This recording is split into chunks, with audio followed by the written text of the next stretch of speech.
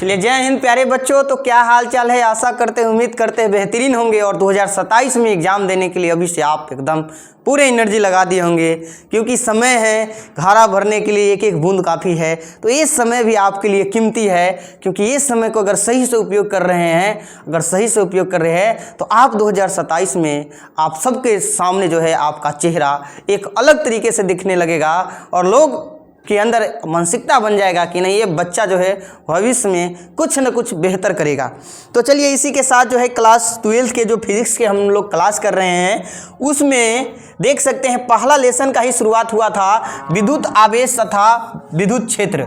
विद्युत आवेश तथा क्षेत्र ये लेसन चल रहा था। इसमें हम लोग बहुत सारे टॉपिक पढ़ चुके हैं, आवेश के बारे में सब चीज़ क्लियर कर चुके हैं।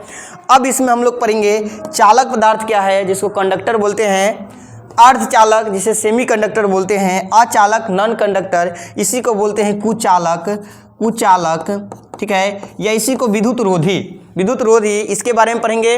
फिर हम लोग सुपर कंडक्टर के बारे में पढ़ेंगे, अतिचालक क्या है। और जब ये सब पढ़ लेंगे तब हम लोग पढ़ेंगे प्यारे बच्चों कूलॉम के नियम। क्या पढ़ेंगे?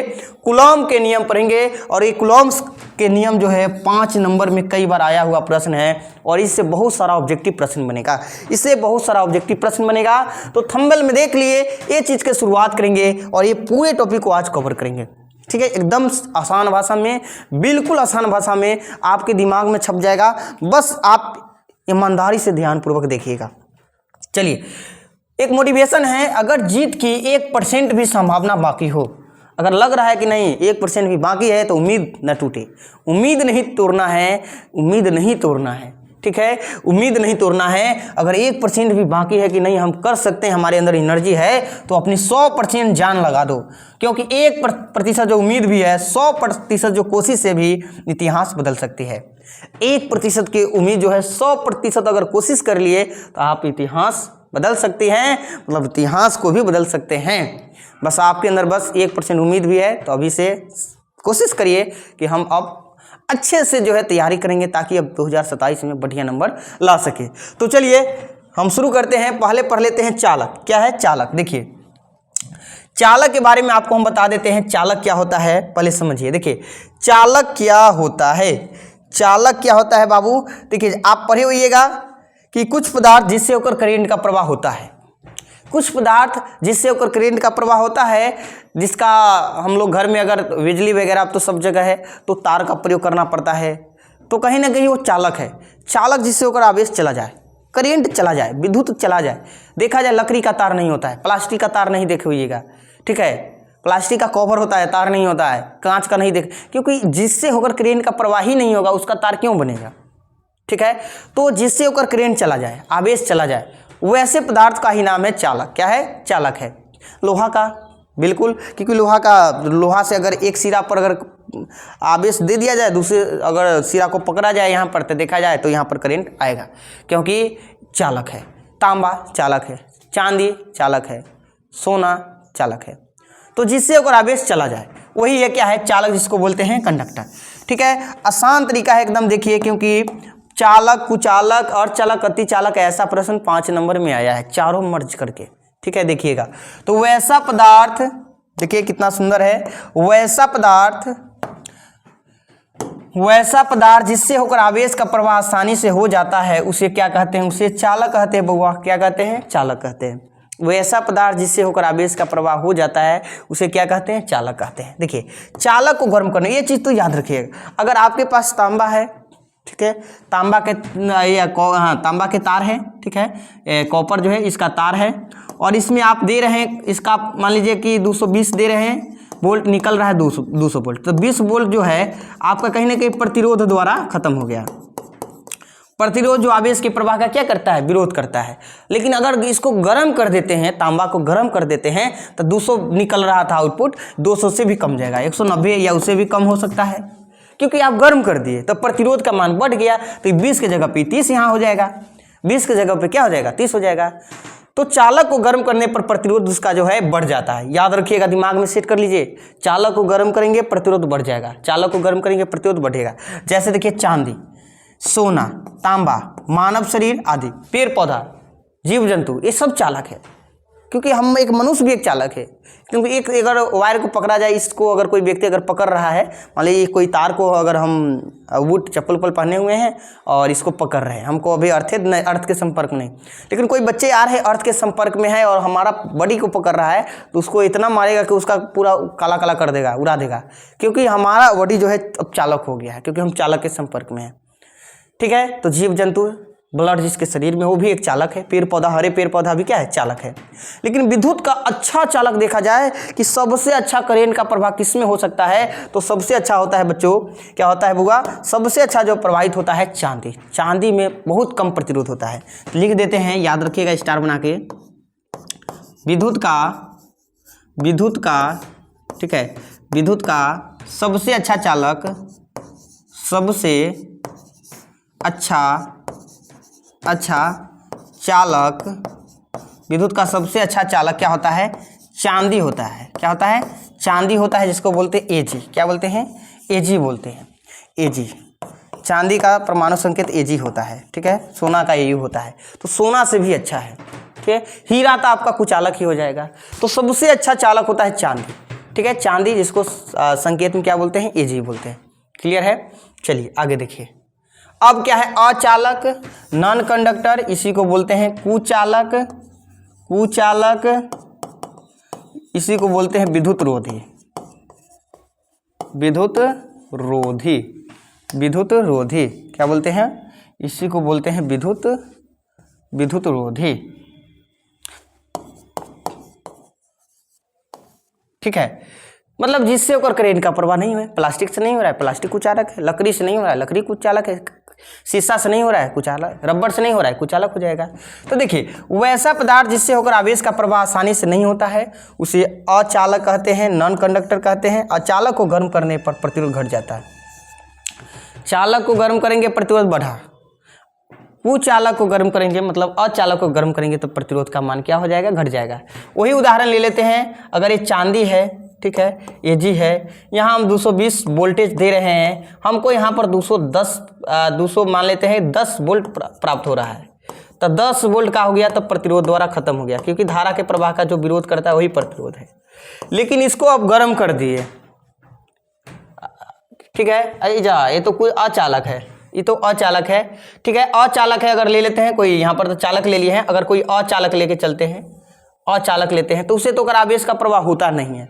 अचालक है तो उसे होकर आवेश का प्रवाह नहीं है। अगर लकड़ी है, लकड़ी, इससे होकर आवेश का प्रवाह नहीं हो रहा है, या प्लास्टिक है, लेकिन क्योंकि इसमें प्रतिरोध बहुत ज़्यादा है, बहुत ज़्यादा। लेकिन अगर थोड़ा सा इसको गर्म कर दिया जाए, तब प्रतिरोध थोड़ा पिघलने के वजह से प्रतिरोध थोड़ा सा कम जाएगा। तो यही बात है कि अचालक को, मतलब कुचालक को गर्म करेंगे, प्रतिरोध घट जाता है। जैसे देखिए, रबर, कांच, प्लास्टिक आदि। ठीक है, रबर, कांच, प्लास्टिक आदि। लकड़ी हो जाएगा, लकड़ी, सूखी लकड़ी, ये सब क्या होता है, ये सब अचालक होता है। क्लियर है, यस या नो बता देंगे, यस। चलिए और आगे देखिए, ये तो पता है, चांदी एजी विद्युत का सर्वोत्तम चालक है। ग्रेफाइट अधातु होने के बावजूद भी विद्युत का सुचालक होता है। याद रखिएगा, ये अधातु है, पता होगा आपको ग्रेफाइट क्या है, अधातु है। अधातु होते हुए भी विद्युत का क्या होता है, कुचालक होता है। अधातु होते हुए विद्युत का क्या होता है, कुचालक होता है। ये चीज़ आपको क्लियर है, याद होगा कि अधातु होते हुए विद्युत का क्या होता है, कुचालक होता है। चलिए, तो पढ़ लिया। अब आइए अर्धचालक, सेमी कंडक्टर। क्या बोलते हैं, सेमी कंडक्टर बोलते हैं, अर्धचालक। देखा जाए कि चालक में धारा का प्रवाह हो रहा है, कुचालक में नहीं हो रहा है, लेकिन अर्धचालक में भी नहीं होता है। लेकिन जब गर्म करते हैं अर्धचालक में, उसमें विद्युत का प्रवाह नहीं होता है, लेकिन गर्म करने पर उसमें विद्युत का प्रवाह होने लगता है, तब वहाँ पर क्या हो जाएगा, अर्धचालक। क्योंकि इसको गर्म करते हैं तो प्रतिरोध, अर्धचालक को क्या करते हैं, गर्म करते प्रतिरोध घटने लगता है। ठीक है, चाहे बोलेंगे अर्ध है, आधा चालक का गुण है, आधा कुचालक का। एक ऐसा पदार्थ, देखिए, एक ऐसा पदार्थ जिसमें चालक और कुचालक दोनों के गुण होते हैं, इससे आसान आपको परिभाषा नहीं मिलेगा।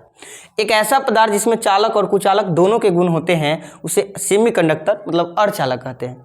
वैसा पदार्थ जिसमें चालक और कुचालक दोनों के गुण होते हैं, उसे अर्धचालक कहते हैं। उदाहरण सिलिकॉन, एंटीमन इत्यादि। ठीक है। सिलिकॉन देख सकते हैं, जर्मेनियम भी होता है, एंटीमनी, ये सब क्या होता है, ये सब अर्धचालक होता है। ये याद रखना है, अर्धचालक वाला स्टार में जो हम लिखा रहे हैं यहाँ पर, अर्धचालक को गर्म करने पर उसका प्रतिरोध कम जाता है। देखिए कुचालक को और अर्धचालक, कुचालक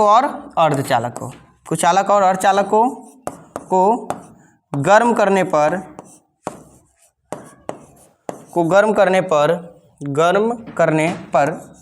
प्रतिरोध कम जाता है, प्रतिरोध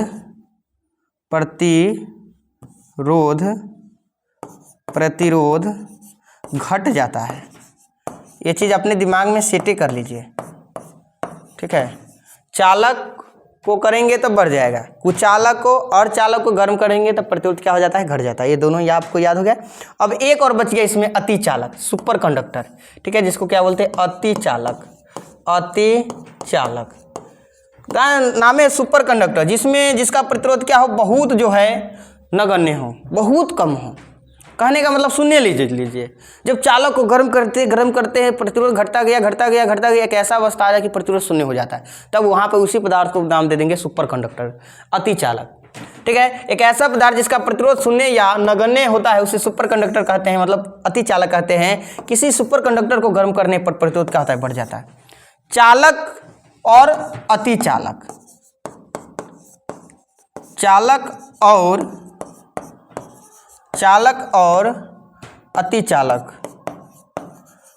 और अतिचालक को गर्म करने पर प्रतिरोध बढ़ जाता है। ये दूगों में क्या होगा, बढ़ेगा। ये दूगों में बढ़ेगा, उस दूगों में क्या होता है, घटेगा। क्लियर हो गया। चालक 5 नंबर में एक बार 2 बार पूछा गया प्रश्न से। देखिए क्या क्या हम लोग पढ़े हैं, देख सकते हैं। चालक के बारे में पढ़े हैं, देख लीजिए एक बार। स्क्रीनशॉट लेना है तो आप ले सकते हैं, स्क्रीनशॉट लेना है तो ले सकते हैं। चलिए फिर हम लोग पढ़े हैं अचालक के बारे में। उसके बाद यहाँ पर विद्युत का सबसे अच्छा चालक जाने, फिर अर्धचालक, फिर यहाँ पर देख सकते हैं अतिचालक। अब चलते हैं कूलॉम के नियम। देखिए कूलॉम के नियम, तो एक फ्रांस के वैज्ञानिक था कूलॉम, 18वीं शताब्दी में, इसमें देख सकते हैं 1785, 18वीं शताब्दी है। उन्होंने क्या किया कि छोटे आवेश के लिए, जिसका दूरी बहुत ज़्यादा होता है और आवेश जब दूरी ज़्यादा हो गया तो ऐसे ही छोटा बन जाता है, जिसे बिंदु आवेश बोला गया है। छोटे आवेश के लिए, बिंदु आवेश के लिए, ठीक है, या स्थिर आवेश के लिए एक नियम का प्रतिपादन किया जिसे कूलॉम के नियम कहते हैं। आप क्लास 11th में गुरुत्वाकर्षण के नियम पढ़े होइएगा, वो द्रव्यमान को लेकर था, यहाँ पर आवेश के लेकर दिया था कि कूलॉम ने 18वीं शताब्दी में सन 1785 में बोल सकते हैं, दो आवेशों के बीच कार्य करने वाले बल के संबंध में नियम दिया जिसे कूलॉम का नियम कहते हैं। किसके लिए दिया, दो आवेशों के बीच कार्य करने वाले बल को ही बोलते हैं स्थिर बल या बिंदु आवेश के लिए, स्थिर आवेश के लिए या बिंदु आवेश के लिए, ठीक है, बिंदु आवेश के लिए। कौन आवेश के लिए, बिंदु आवेश के लिए, ठीक है, जिसे कूलॉम का नियम कहते हैं। इसके अनुसार दो बिंदु, कितने बिंदु है, तो दो बिंदु आवेशों के मध्य, इस नियम के अनुसार दो बिंदु आवेशों के मध्य, दो कोई बिंदु आवेश है, जैसे यहाँ पर हम ले लेते हैं Q, देखिए दो बिंदु आवेश ले लेते हैं,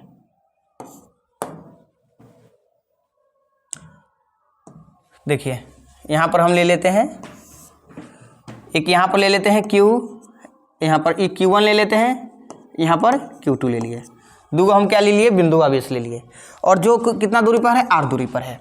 तो ये क्या बोला था कि ये दोनों आवेशों के मध्य लगने वाला आकर्षण या प्रतिकर्षण बल, अगर दोनों आवेश का प्रकृति दोनों अगर सेम रहेगा तो प्रतिकर्षण, सजातीय रहेगा तो प्रतिकर्षण, अगर विजातीय रहेगा तो आकर्षण बल लगेगा। तो यहाँ पर Q1 Q2 ले लिए, तो दोनों के बीच जो लगने वाला बल बताया, दोनों के गुणनफल के समानुपाती होता है, ठीक है, समीकरण ये कहा जाएगा। दोनों के गुणनफल के क्या होता है, समानुपाती होता है। और फिर दूसरा बताया कि दोनों आवेशों के बीच लगने वाला जो बल होता है, उसके बीच के दूरी के वर्ग के उसके बीच की दूरी के वर्ग के व्युत्क्रम क्रमानुपाती होता है। इस तरीके से यहाँ पर दो समीकरण आ जाता है। ए प्रोपोर्शनल Q1 Q2 है, फिर यहाँ पर दूरी के वर्ग मतलब स्क्वायर के व्युत्क्रम क्रमानुपाती होता है। देखिए यहाँ पर यही बात है कि इसके अनुसार, ठीक है, यहाँ पर बल होगा, इसके अनुसार दो बिंदु आवेशों के बीच कार्य करने वाले बल, आकर्षण, अगर एक धन आवेश एक ऋण आवेश होगा तो आकर्षण, या प्रतिकर्षण बल, अगर दोनों धन हो या दोनों ऋण हो। प्रतिकर्षण बल दोनों आवेशों के परिणाम के गुणनफल के अनुक्रमानुपाती होता है, मतलब समानुपाती होता है, तथा उनके बीच की दूरी के वर्ग के क्या है, व्युत्क्रमानुपाती होता है। इस बल की दिशा दोनों आवेशों के मिलाने वाली रेखा की दिशा में ही होती है। यही बात ये इंट्रोडक्शन लिखेगा कि सर्वप्रथम 18वीं शताब्दी में फ्रांसीसी वैज्ञानिक, नहीं लिखा है तो लिख सकते हैं, ये फ्रांसीसी वैज्ञानिक था, फ्रांस के था, कूलॉम ने दो बिंदु आवेशों के लिए, स्थिर आवेशों के लिए एक नियम का प्रतिपादन किया जिसे कूलॉम के नियम कहते हैं। इस नियम के अनुसार किन्हीं दो बिंदु आवेशों के मध्य लगने वाला आकर्षण या प्रतिकर्षण बल दोनों आवेशों के गुणनफल के अनुक्रमानुपाती होती है एवं उसके बीच के दूरी के वर्ग के व्युत्क्रमानुपाती होती है। तब अर्थात करके लिखिएगा, अर्थात यहाँ पर दो समीकरण आएगा कि दोनों आवेशों के गुणनफल के समानुपाती और उसके बीच की दूरी के वर्ग के व्युत्क्रमानुपाती। अब समीकरण 1 और 2 से करेंगे, समीकरण 1 और 2 से, तो यहाँ पर देखा जाए जब 1 और 2 से करेंगे तो ए समानुपाती वाला ऊपर रहेगा Q1 Q2 और व्युत्क्रमानुपाती वाला क्या रहेगा नीचा, क्योंकि बल के ही समानुपाती व्युत्क्रमानुपाती है। और जब समानुपाती के चिन्ह हटाते थे वो नियतांक लगाते हैं के, तो यहाँ पर एफ और बराबर जैसे लिखेंगे तो यहाँ ये के नियतांक लगा देंगे तो के Q1 Q2 बटा आर स्क्वायर लिख देते हैं, जहाँ के बराबर नियतांक जिसका मान जो होता है, के का मान जो होता है बता देते हैं 1/4 पाई इप्सिलॉन नॉट होता है, ठीक है। तो यहाँ पर एफ और के की जगह पर रख दीजिए 1/4 पाई इप्सिलॉन नॉट, तब क्या सूत्र आएगा, Q1 Q2 बटा आर स्क्वायर, Q1 Q2 बटा आर स्क्वायर, ठीक है। यहाँ पर आ गया आपका सूत्र, एफ बराबर 1/4 पाई इप्सिलॉन नॉट Q1 Q2 बटा आर स्क्वायर। यही आपका कूलॉम के नियम के अनुसार बल का व्यंजक आया। पूछेगा कूलॉम का नियम क्या है, उसके लिए बल का व्यंजक प्राप्त करिए, तो यही आपको प्राप्त करना है। आपका सूत्र आ जाएगा 1/4 पाई, इसको एप्सिलॉन नॉट बोलते हैं, एप्सिलॉन नॉट जिसको निर्वात की विद्युतशीलता कहते हैं, निर्वात की विद्युतशीलता, ये के जो कूलॉम नियतांक है उसी का मान है 1/4 pi epsilon not Q1 Q2 बटा आर स्क्वायर। अब आपको दिमाग में चल रहा होगा कि 1/4 पाई एप्सिलॉन नॉट का मान कितना होता है, तो प्यारे बच्चों बता देते हैं, बस आपको उतना ही करेंगे, ये एक्स्ट्रा है, ये ऑब्जेक्टिव के लिए, ठीक है, ऑब्जेक्टिव के लिए ये पूछेगा जो बता देते हैं। जो के है जिसका मान हम बताएं 1/4 पाई एप्सिलॉन नॉट, इसका मान भी जो होता है 9 × 10 के पावर 9, और ये के का मात्रक आएगा वो भी आपको निकाल के बता देंगे, अभी लिख देते हैं न्यूटन मीटर स्क्वायर प्रति कूलॉम स्क्वायर, ठीक है। तो ये कूलॉम नियतांक के का मान हो गया 9 × 10 के पावर 9 न्यूटन मीटर स्क्वायर प्रति कूलॉम स्क्वायर, ठीक है।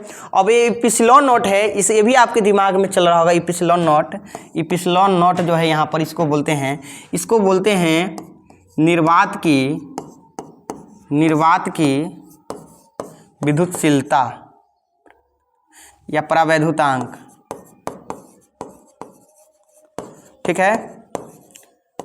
जिस निर्वात की परावैद्युतांक है और इसका जो मान होता है 8.854 × 10 के पावर -12, ठीक है, कूलॉम स्क्वायर प्रति न्यूटन, यहाँ पर आ जाएगा मीटर स्क्वायर, या 8.854 × 10 के पावर -12, एक और यूनिट होता है फैराड प्रति मीटर।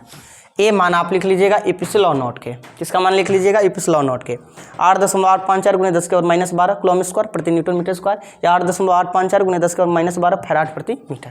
ये आप जान गए। अब आपके दिमाग में चल रहा है ये मात्रक इसका ये कैसे आया है, और मात्रक निकालना है तो जो के है इसका मात्रक निकालेंगे और फिर विमीय सूत्र।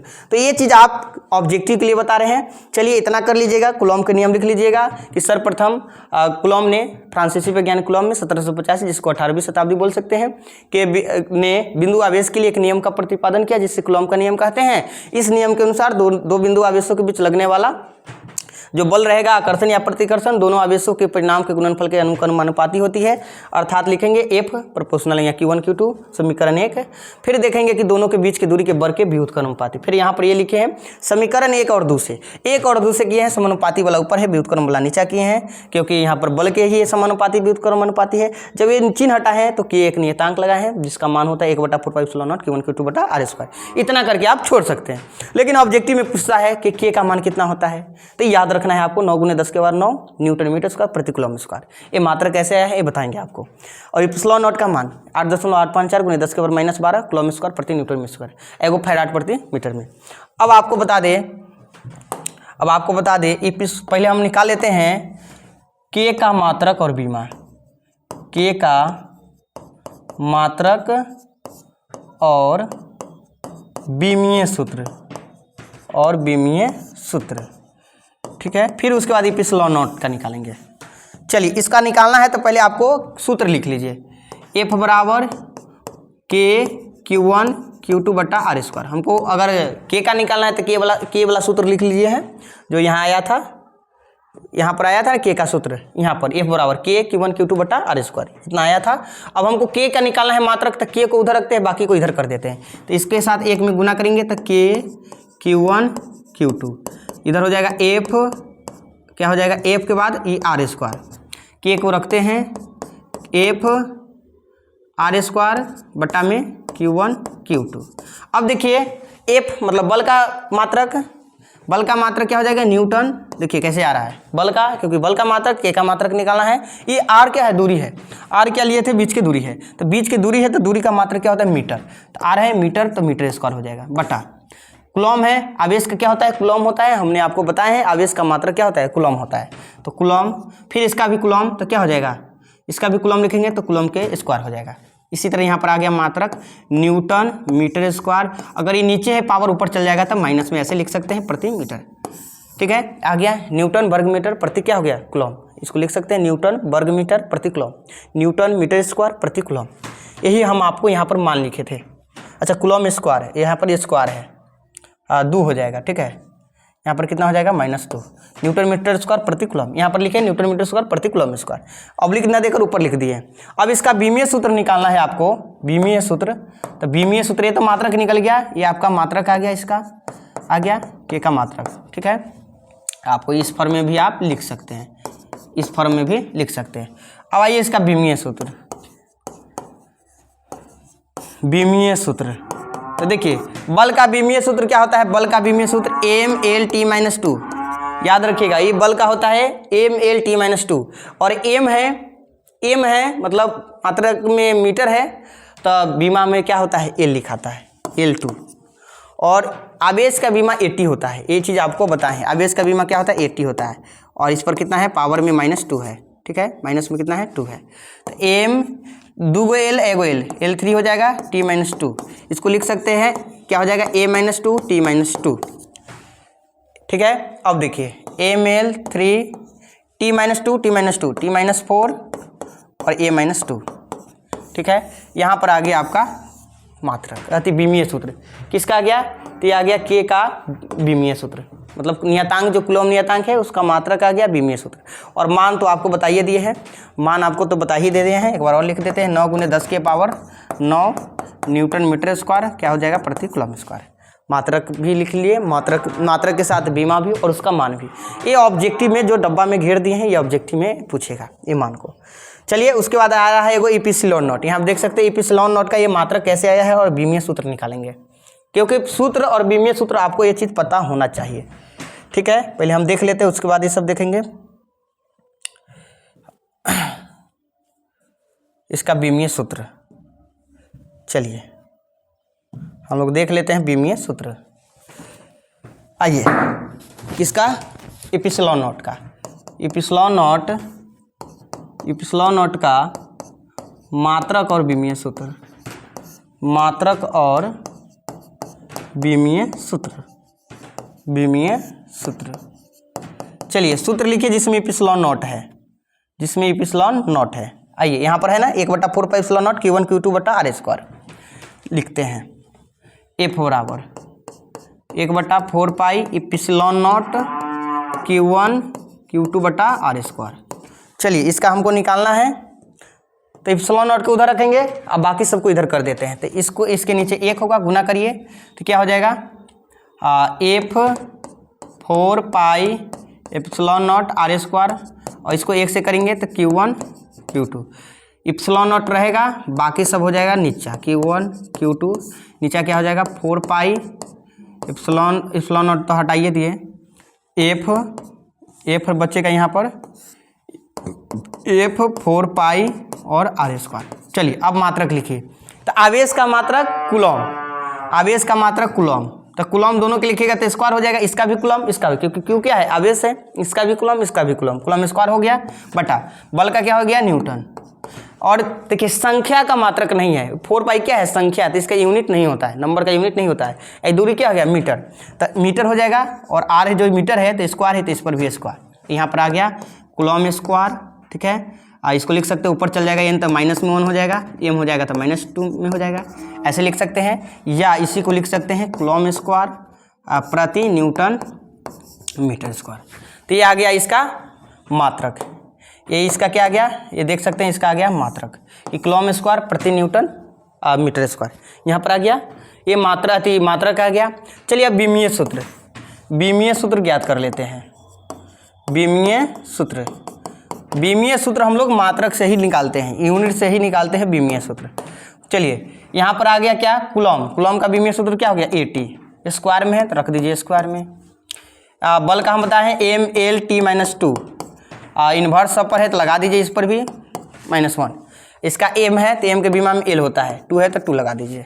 अब चलिए AT यहाँ पर है तो a के यहाँ पर 2 हो जाएगा पावर में, फिर 2 के t में क्या हो जाएगा, t में भी 2 हो जाएगा, m प्लस में है तो ये माइनस बना देगा, -1 हो जाएगा, l प्लस में है तो माइनस हो जाएगा, t माइनस में है तो प्लस हो जाएगा, क्यों करिएगा तो 2 हो जाएगा, और l क्या रहेगा -2 में।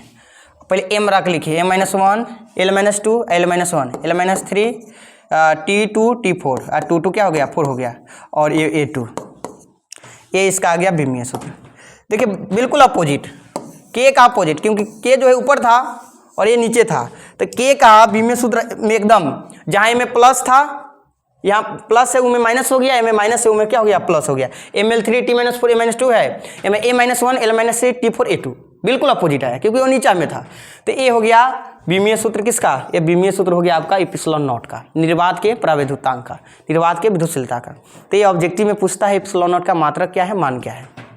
ठीक है, और इसका मान तो बतेबे किए हैं, फिर भी एक बार लिख देते हैं 8.854 गुने 10⁻12। ठीक है, यही लिखा है कूलम स्क्वायर प्रति न्यूटन मीटर स्क्वायर, या फैराड प्रति मीटर भी एगो याद रखिएगा। ठीक है, ये जो मात्रक है यही बराबर होता है फैराड प्रति मीटर। ठीक है, फैराडे प्रति मीटर। क्लियर हो गया। चलिए हम लोग ये सब जान गए कूलम के नियम क्या होता है, कूलम के नियम के अनुसार बल का व्यंजक, फिर उसके बाद जिसमें पॉइंट सब आया है उसके बारे में, इप्सिलॉन नॉट कूलम नियतांक के बारे में, मानून इसका मात्रक बीमा सब जान गए।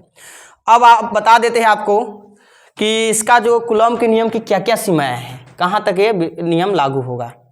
कूलम के नियम की सीमाएं देखिए, 2 नंबर में प्रश्न आता है, इम्पोर्टेंट है, कूलम के नियम की क्या क्या सीमाएं हैं। देखिए कूलम के नियम की निम्नलिखित सीमाएं हैं। कूलम बल जो है ये केवल बिंदु आवेश के लिए सत्य होता है, छोटे आवेश जिसका काफ़ी ज़्यादा दूर हो और दूरी होने के बाद वो बिंदु बन जाता है, तो यह नियम केवल बिंदु या स्थिर आवेश बोल सकते हैं, या स्थिर आवेश। ठीक है, यह नियम केवल बिंदु आवेश या स्थिर आवेश के लिए लागू होता है। यह नियम स्थिर आवेशों के लिए ही लागू होता है, यहाँ पर दिया हुआ भी है। यह नियम केवल बिंदु आवेश के लिए, छोटा आवेश को बिंदु आवेश जो काफ़ी दूर हो, स्थिर आवेश इससे समझ ही रहे कि यह नियम स्थिर आवेश के लिए लागू होता है। यह नियम 10⁻14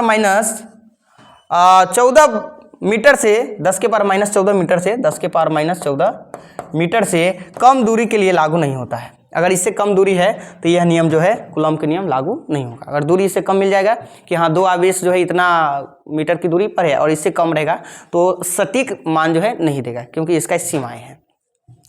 पूछेगा कि कूलम बल कैसा बल है, तो कूलम बल